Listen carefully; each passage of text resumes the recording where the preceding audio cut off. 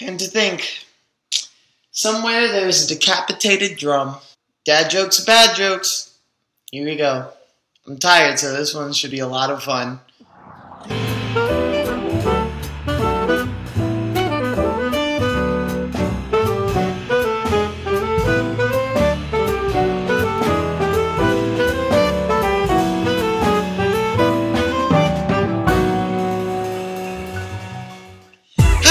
And welcome to another episode of Tea Time, where we sip tea and have a talk about things that are going on in the world and why they're important to discuss and things to that effect. This Tea Time video is actually going to be a little different, and I'm really looking forward to that. Someone gave me an idea, and I'm not sure who, but whoever you are, thank you, to compile a list of things that we can use as trans and queer people to survive the upcoming winter.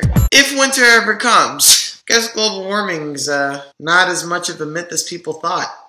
Ooh, it's still hot too. It's still hot. Before we get into this video, I want to say a thank you to the trans and queer people who sent me tips on this video. Winter's really heavy for a lot of us. For example, the holidays can be really tricky for trans and queer people, especially when it comes to family, like gender identity and people getting your pronouns right, people asking really invasive questions and being kind of exoticizing. So we're going to talk about that a little bit. We also have something in there for my neural atypical folks, people who deal with depression, BPD, physical disability, a laundry list of things that the weather can directly affect. This is one more along the lines of looking out to create a survival guide essentially for the winter months. The first topic that I want to talk about is how the winter season affects us. For a lot of us trans and queer folks, for a lot of different reasons, the winter is really hard on the body, and it's really hard on the spirit. Particularly giving a shout out to my gender non-conforming and non-binary folks who have to dress in ways that may not necessarily be affirming to their gender identity in order to do things like stay warm. It's really important. No matter what people say about what it is you're wearing, you are who you are no matter what. For some of us, the cold can be really aggressive on the joints. For some people, it can affect us emotionally just because it brings back some memories of some things that we might not have processed exactly the way that we'd like to. So how do we work this out? With anything, before we tackle the situation, I think that it's really important to figure out what those situations can look like. And what I found when I did some digging was some articles on SAD, which is seasonal affective disorder. Seasonal affective disorder, or SAD as it is accurately named, affects people as a result of low amounts of sunlight during the winter months. And if you're living on the East Coast and if you're living in the Midwest, that's anywhere from 3 to 5 months at a time.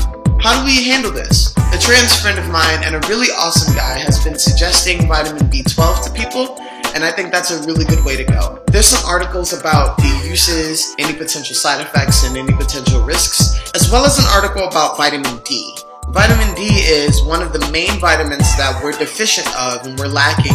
Supplementing that during those times could be a really good idea. I know some people who do that year round. I was one of those people before I started HRT, and so now a lot of my money has gone into that. But that's a discussion on class privilege, and I didn't think we were throwing shade in this video. Be it physical, mental, or emotional situations, this time of year can be really tricky for getting out and seeing the rest of the world. I received some really great feedback, and so I want to share that with you all. When in the middle of the winter months, in the winter season, it might be a good idea to have some easy to do and fun things to do around the house. This time of year can feel really still, and sometimes the days blend together, so those things are really nice to cut into the fray. Seeing people is really hard during these months, and socializing with people is really hard during these months. Fortunately, for us, social media has made that very simple and very accessible. I do understand as I'm saying this, and even as I'm recording this video, that we're not talking about an all-inclusive plan because of the fact that resources are involved. One of the things that I like about this season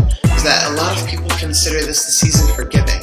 So So if you are able to give up any resources of yourself to help people out who do not have these resources, I strongly suggest it for that if you decide to go that route. Another thing that really helps is having something in your home that is just for you. Something that no one can take away, and something that no one is really directly involved in unless you invite them in. I feel like having your own space in a house is really powerful for that. And if you can't have your own space, if you're sharing space with a lot of people, then having the things that you can do in that space, they're a really big deal.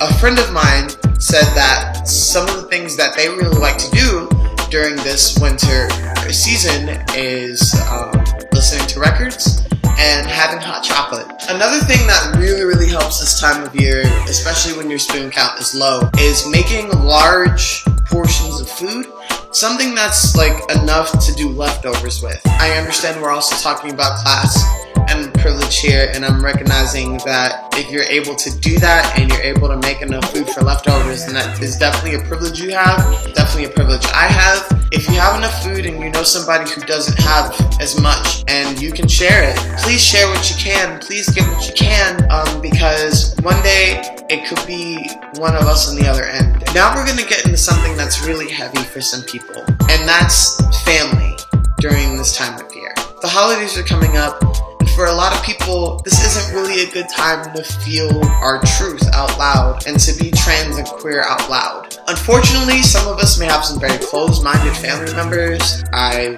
want to bring that into space and figure out what are the things that we can do about that. For some of us, chosen family is the only family we have. If you do have chosen family in that situation, maybe it could be cool for y'all to plan an event together. If those people are around you, then the energy around you just feels better, and there are some things that are a little easier to take on. One thing that was suggested that I thought was really powerful was taking back experiences. A friend of mine said that she likes spending time making old family recipes and decorating the house. For me, one of the experiences that I love to take back is New Year's Eve. Even if I'm by myself, I try to kick in the new year with a bang. This especially goes out to all my students out there. Rest when your body tells you. If there's any moment where you can stop moving and find some way to be at peace and center yourself in a moment that no one else can take from you,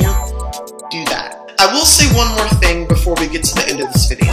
There are a lot of people right now who are going through it in situations that are a lot harder than ours. Again, if you have energy, if you have resources, if you have ways to help people out financially, do that. Time is now. Why wait? There will be some links to some things that I thought were very relevant to this video, and some fun, helpful, lovely distractions, some outlets. I know some of y'all are in finals week. Those things can do that, and I'm really hoping that you enjoy them. If you want to see the rest of my Tea Time videos, you can check them out over here. I started a percussion and poetry series a little while ago, just released the 3rd video. That's going to be down here. My drum covers and music videos, some more coming, promise. They're going to be up here. My other poetry videos, they're going to be down here. The Awkward Artist of the Week series will be right here. If you like this video, please like this video. If you think more people should see this video, please share this video. And if you're new to T-Walk Poetry, then go ahead and hit the subscribe button. That being said, I see you, I love you, and I lift you. This is VDE for Tea Time. Peace.